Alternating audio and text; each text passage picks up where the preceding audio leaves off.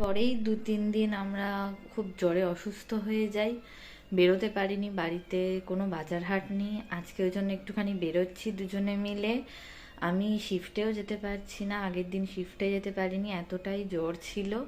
আজকে একটু বেটার লাগছে, বাড়িতে তেমন কোনো জিনিসপত্র নেই, তাই আজকে একটু বাজারে বেরোচ্ছি। একটা জিনিস দেখাই আপনাদেরকে,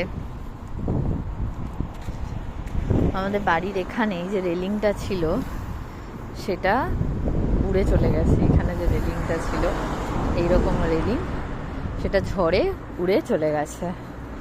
আমরা কাঠটাকে তুলে এখানে রেখে দিলাম।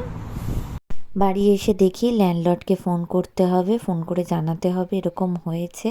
আমাদেরকেই ফিক্সড করতে হবে, কিন্তু কিভাবে ফিক্সড করব জানতে হবে, কারণ হ্যান্ডিম্যান আসলে অনেক খরচ। বাজার থেকে নিয়ে আসলাম আজকে আম, একটা আম 90 টাকা নিল। আমের দাম দেখেই আমি তো অবাক হয়ে গেছি।